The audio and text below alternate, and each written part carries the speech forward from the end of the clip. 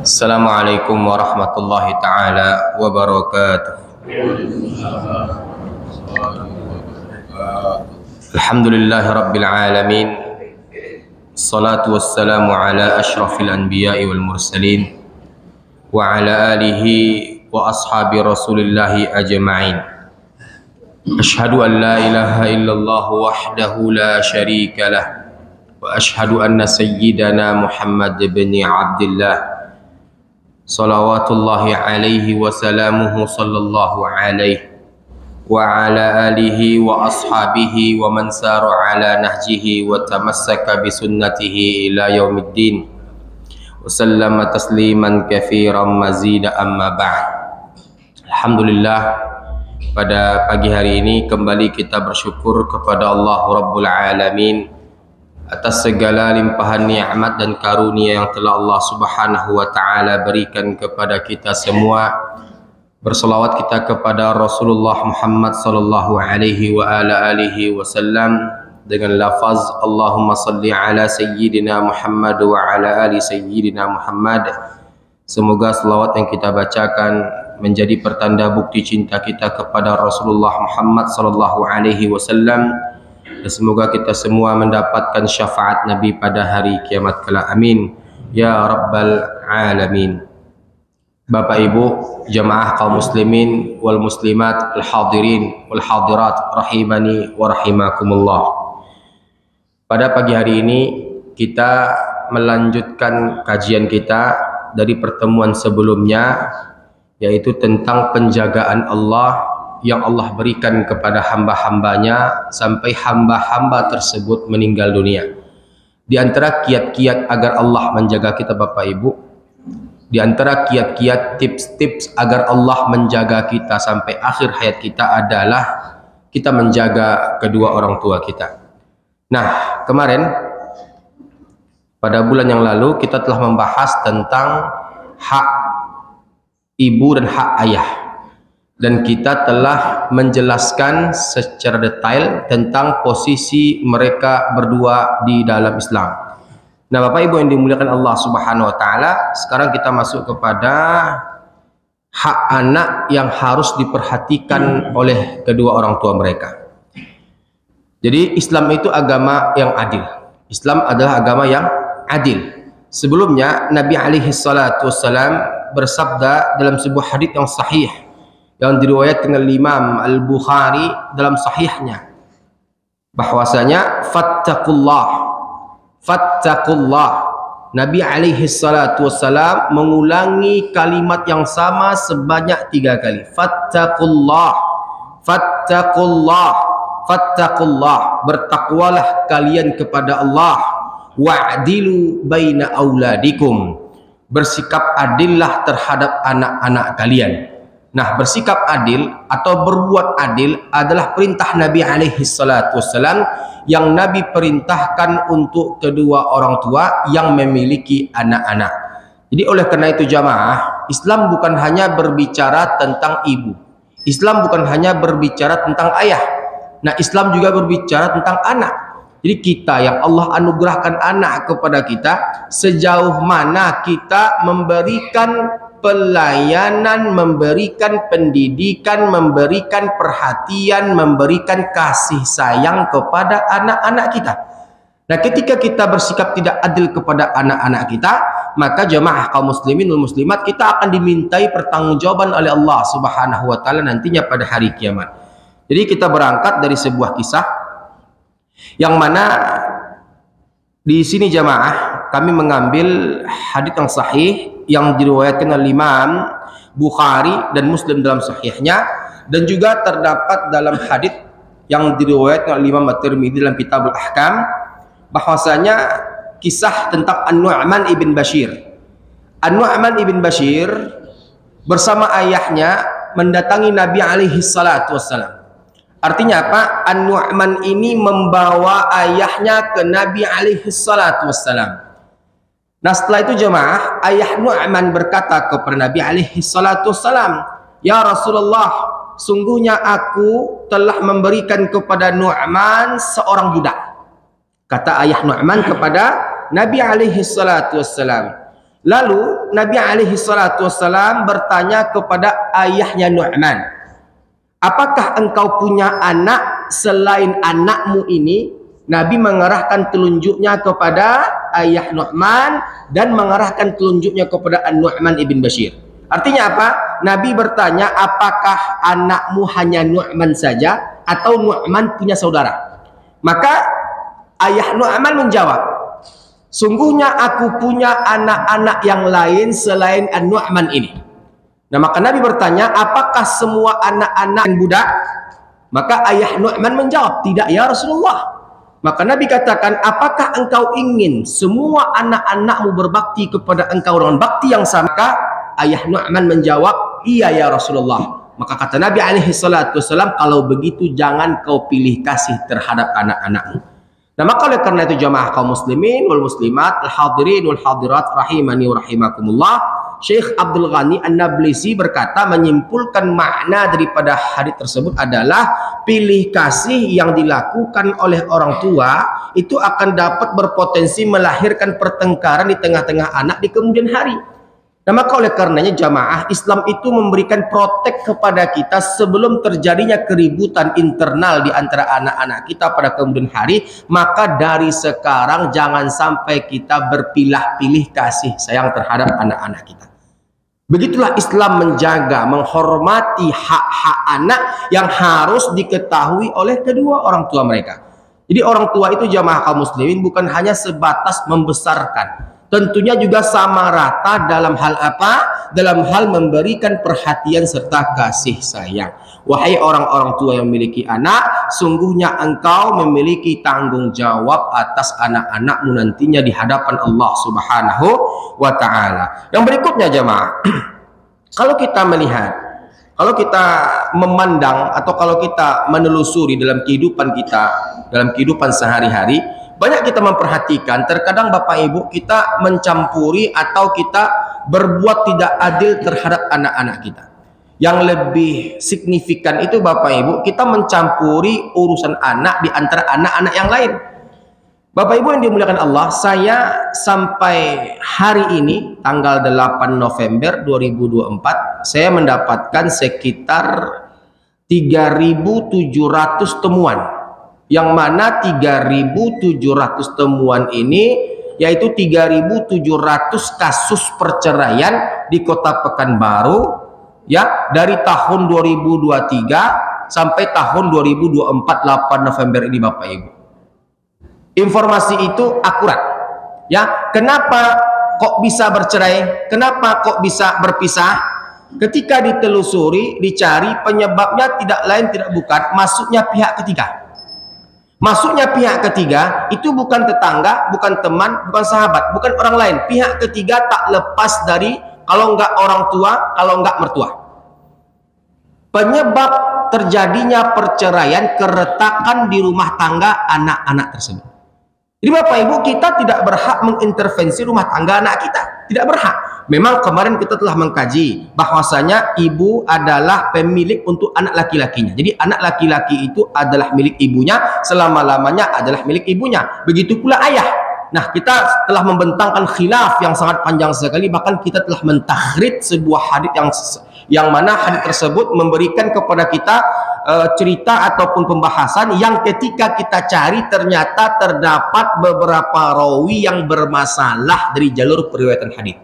Bapak Ibu yang dimuliakan Allah, hadits yang kami takhrid tersebut telah kami tanyakan kepada pakarnya, termasuk diantaranya Syekh Dr. Abdul Hasan Ali Jadullah Al-Misri. Maka beliau menjawab dan alhamdulillah beliau membenarkan apa yang telah kami takhrid. Ternyata hadits populer selama ini yang kita dengar bahwasanya ada kisah anak perempuan yang tak datang ke rumah ayahnya padahal mereka bertetangga, mereka bersebelahan rumah, sampai ayahnya wafat karena belum mendapatkan izin suami. Ternyata hadits palsu yang selama ini berkembang dipopulerkan oleh para banyak dai ataupun ustaz. Nah, tetap anak perempuan itu milik ayahnya.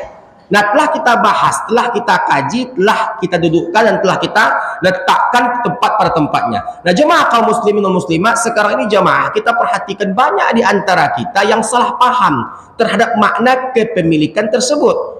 Milik kita sama seperti ini jamaah, ketika kita mendapatkan anak kita bahagia dengan suaminya, maka kita tak berhak untuk mengintervensi rumah tangga mereka.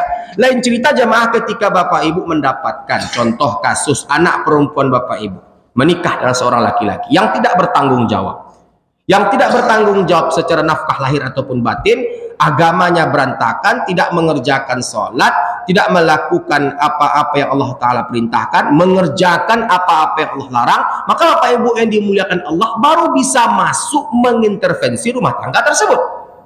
Bahkan bapak ibu, bapak punya anak perempuan, ibu punya anak perempuan. Anak perempuan ini bapak ibu nikahkan contohnya tahun yang lalu.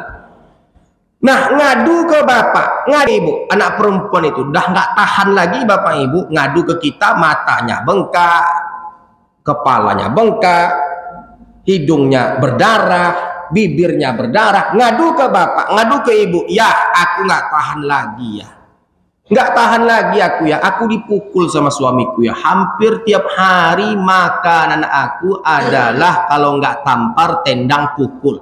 Nah, bapak nggak bisa diam. Haram kalau bapak mengambil sikap diam. Begitu pula ibu. Bapak ibu boleh masuk ke dalamnya, bahkan memisahkan mereka berdua. Paham pak? Paham pak? Bapak boleh dan berhak menceraikan mereka berdua. Bahkan ibu boleh masuk menceraikan mereka berdua. Ustaz, apakah ucapan antum ini ada dalilnya? Ada. Banyak sekali jamaah. Di antara dalil-dalil bapak ibu yang dimuliakan Allah yang telah kami persiapkan bapak ibu yang dimuliakan Allah, di sini bapak ibu, ya, kalau kita ambil daripada apa yang dikatakan oleh al-Imam ya Abdullah ibn Abbas, yang mana al-Imam Abdullah bin Abbas membawa perkataan Sayyidina Umar ibn Khattab, ya, disebutkan dalam sebuah hadis bahwa Ibnu Khattab, ya, Ibnu Umar, termasuk diantaranya Umar bin Khattab, Abdullah bin Umar radhiyallahu taala anhuma mengatakan, saya memiliki seorang istri yang saya sukai, tapi bapakku tidak menyukainya. Lalu bapakku menyuruhku untuk menceraikannya, tapi saya keberatan. Lalu saya menceritakan hal itu kepada Rasulullah SAW. Beliau Shallallahu Alaihi Wasallam bersabda, wahai Abdullah bin Umar, ceraikanlah istrimu. Maka saya pun menceraikan istri saya itu. Nah, dikisahkan bapak ibu, Abdullah bin Abbas membawakan perkataan ini, dan diantaranya adalah termasuk apa yang disampaikan oleh Umar bin Khattab, dan termasuk diantaranya apa yang dialami oleh Ibnu Umar, Abdullah ibn Umar. Semoga Allah Ta'ala meridhoi mereka berdua, bahwasanya saya memiliki seorang istri, kata Abdullah ibn Umar, yang saya sukai, tapi bapakku tidak menyukainya. Lalu bapakku menyuruhku untuk menceraikannya, lalu saya keberatan. Lalu saya menceritakan ini kepada Rasulullah SAW. Beliau Shallallahu Alaihi Wasallam bersabda, wahai Abdullah, ceraikanlah istrimu. Maka saya pun menceraikan istri saya tersebut. Nampak tuh pak? Nampak tuh pak? Dapat dipahami pak? Jadi bolehnya orang tua mengintervensi rumah tangga anaknya, bahkan sampai menceraikan mereka berdua ketika ada sebab-sebab yang mengarah kepada alasan yang dapat diterima oleh syariat. Ayah, suamiku tak sholat ya, dah puluhan tahun tak sholat ya, sudah ku ajak dia ya, sudah ku bawa ustadz untuk menasehati dia, sudah ku ajak dia ke masjid, sudah ku ajak dia kajian, tak mau ya, tetap kekeh nggak mau ngerjakan sholat. Ketika Ramadan tak puasa ya, apa sikapku lagi ya? Ceraikan, tinggalkan, gugat dia wahai anakku. Paham bu? Jadi oleh karenanya ketika ada sebab-sebab, alasan-alasan yang mengarah kepada syariat, maka bolehnya orang tua masuk memberikan arahan atau petunjuk kepada anak-anak tersebut. Begitu pula anak laki-laki. Anak laki-laki itu Bapak Ibu yang dimuliakan Allah, seperti yang kami katakan pada pertemuan sebelumnya, adalah milik ibunya, selama-lamanya adalah milik ibunya. Nah, ketika ibu mendapatkan anak laki-laki ibu, memiliki istri yang sangat tidak baik. Lalu apa? Ketika kita berikan waktu untuknya berubah, kita bina dia, kita ajak dia kepada yang ma'ruf, sementara dia melakukan yang munkar, dia keluar rumah tak berjilbab, dia melakukan hubungan, artinya berbincang dan gampang sekali untuk bermuamalah dengan laki-laki ajnabi yang bukan mahramnya dan segala macamnya, sudah berusaha dinasehati namun tak juga berubah. Ibu berhak menyuruh anak kandung ibu menceraikan istrinya. Paham? Itu makna kepemilikan yang sebenarnya Bapak Ibu yang dimuliakan Allah, ketika ada sebab-sebab yang dibolehkan oleh syariat. Namun Bapak Ibu yang dimuliakan Allah, ketika kita mendapatkan tidak adanya alasan yang mengarah kepada sesuatu yang mengarah kepada syariat Allah Tabaraka wa Ta'ala, maka haram bagi kita untuk mengintervensi rumah tangga anak kita. Haram bagi kita untuk mengintervensi rumah tangga anak kita. Seperti contoh Bapak Ibu, kita punya anak itu perempuan. Anak itu perempuan, lalu dia menikah sekitar 5 tahun.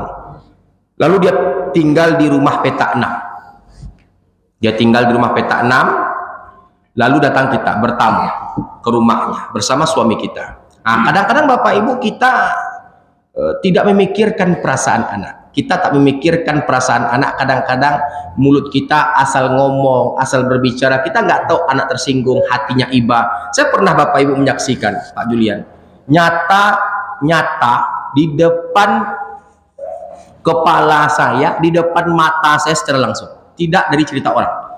Ya, waktu itu di Simpang Kolupa, ketika saya pulang ke rumah orang tua saya, di depan rumah orang tua saya itu Bapak Ibu ada rumah petak 6. Jadi ketika itu Pak, yang namanya kami di situ kan Pak, namanya kan banyak orang Periaman tuh Pak, tinggal di situ. Jadi ketika saya pulang ke rumah orang tua saya duduk di teras rumah. Nah, jadi datanglah orang tua si Fulanah di depan rumah orang tua kami. Lalu apa? Terdengar oleh saya Bapak Ibu ucapan perkataan orang tuanya kepada anak perempuannya. Jelas Bapak Ibu, orang Periaman kok mengecekkan kareh bukan? Iya Bu. Orang Periaman kok mengecek kareh Bapak Ibu, apalagi orang Katapiang Bapak Ibu. Maki-maki mengecek Bapak Ibu. Kalau nak maki-maki ada terangat telingur Pak. Jadi Pak, terdengar oleh saya ketika itu Pak, tak saya tambah, tak saya kurang, tak saya tambah, tak saya kurangi. Apa itu Ustaz yang saya dengar? Ondeh piak, tawar tipiak Bu. Tawar tipiak Bu. Apa piak tuh Bu? Bahasa Jawanya nduk, bahasa Pariamannya piak. Ondeh piak lah dan sabui kakau kapatang piak, jan kau balaki jo pajako. Dia baik-baik saja Bapak Ibu, baik-baik saja, tidak punya problem, tidak punya masalah dengan suaminya, tidak punya masalah, makan orang dia makan, tinggal orang dia tinggal, hidup orang dia hidup. Artinya apa? Suaminya bertanggung jawab sesuai kemampuannya. Lalu datang orang tua daripada si anak perempuan tersebut, ondeh piak lah dan sabui kakau kapatang piak, jan kau balaki jo pajako. Kau balaki jo pajako, kok balaki kok patang jo anak lurah lah bauto kok gini. Kok balaki kau patang jo PNS laba rumah kau kini. Kau ndak muah mandanga kece dan itu salahnya. Rasul dek kau kini kau. Coba caliak piriang kau rata, galih kau sumbiang, samba kau talua. Coba caliak kakak kau pi. Dibanding-bandingkan Pak. Coba caliak kakak kau pi, caliak rumahnya, caliak lakinya, caliak anaknya segeh rancak. Makan bau to, bah senang-senang, aku mangana mau kau tinggal di situ kau, bah sampi-sampi mu dego. Coba cari adik kau, coba cari si anu, membandingkan anak, lalu memberikan kepadanya ucapan yang membuat mentalnya jatuh atau terkena, maka Bapak Ibu secara tidak langsung merusak apa? Keharmonisan rumah tangga anak tersebut. Diam Bapak Ibu. Kalau kita tahu bahwasanya apa yang kita ucapkan itu mendatangkan mudarat, lebih baik kita diam. Jadi Bapak Ibu yang dimuliakan Allah, banyak Bapak Ibu kalau kita lihat, banyak kita itu tanpa kita sadari, kita terkadang masuk atau terjebak pada lingkaran suka membeda-bedakan anak, suka membeda-bedakan menantu. Anak yang kita beda-bedakan, menantu yang kita sepelekan, anak yang kita pilih-pilih kasih sayangnya, Bapak Ibu biasanya ini menurut pengalaman kami, anak yang suka kita sepelekan, anak yang suka kita beda-bedakan, menantu yang suka kita beda-bedakan, itu biasanya nanti Bapak Ibu yang akan memandikan kita, yang akan mengurus kita di saat kita rentah, di hari tua kita. Betul atau tidak Pak? Apa? Anak atau menantu yang suka kita sepelekan, kita rendahkan, kita pilih-pilih kasih sayang kepada mereka, itu biasanya Bapak Ibu nanti di hari tua mereka yang akan memandikan, mencebokkan, memasangkan pakaian kita di saat kita tak lagi berdaya. Banyak contoh kasus Bapak Ibu. Jadi oleh karenanya, jadikan anak itu sama dalam cinta dan kasih sayang. Jadikan menantu itu sama dalam cinta dan kasih sayang. Jangan kau beda-bedakan. Nah yang berikutnya Ustadz, tadi Ustadz mengatakan kepada kami bolehnya orang tua itu masuk dan intervensi kepada rumah tangga anak. Kami belum puas Ustadz.